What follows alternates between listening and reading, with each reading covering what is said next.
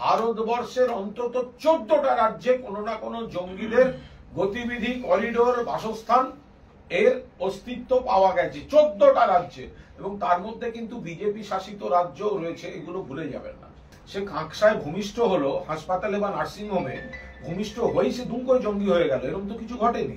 কোনো খারাপ লোকে চক্করে পড়তে হয়েছে, কোনো খারাপ লোক তাকে প্রভাবিত করেছে, সেগুলো দেশ বিরোধী বা মানবতা বিরোধী শক্তি।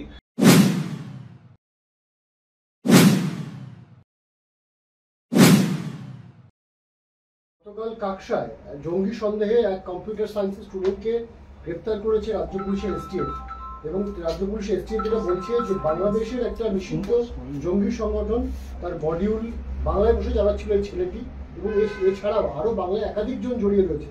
বিজেপি বলছে বাংলা কার্যত জঙ্গিদের হাব হয়ে দাঁড়িয়েছে, কি বলবেন? এগুলো দেখুন, এটার সঙ্গে রাজনীতির কোনো সম্পর্ক নেই। যদি জঙ্গি কানেকশনে কেউ কাজ করে থাকে এবং তাদের যদি পুলিশ ধরে থাকে, এটা তো পুলিশের সাফল্য, গোয়েন্দাদের সাফল্য।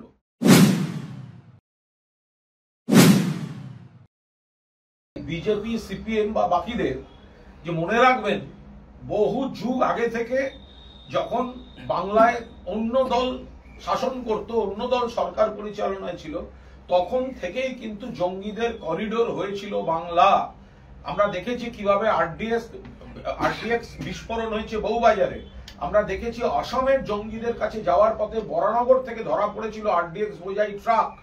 আমরা দেখেছি একের পর এক জঙ্গি তখন সেই সময়টা ধরা পড়েছে।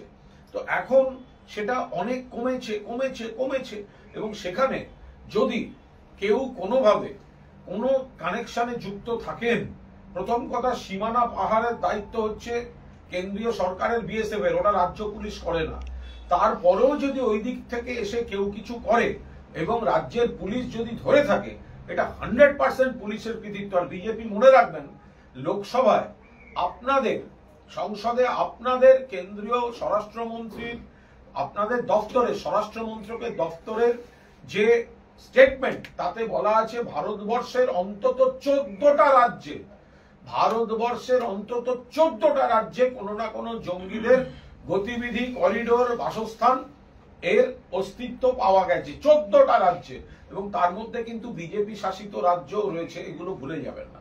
কিন্তু এই ছেলে কিন্তু কাকসার ছেলে, কম্পিউটার সায়েন্সের স্টুডেন্ট। যদি তাকে কেউ কোনো বাইরের শক্তি, সে তো যদি কোনো খারাপ সঙ্গেও পড়ে, সে কাঁকসায় ভূমিষ্ঠ হলো, হাসপাতালে বা নার্সিংহোমে ভূমিষ্ঠ হয়েই সে দুম করে জঙ্গি হয়ে গেল, এরকম তো কিছু ঘটেনি।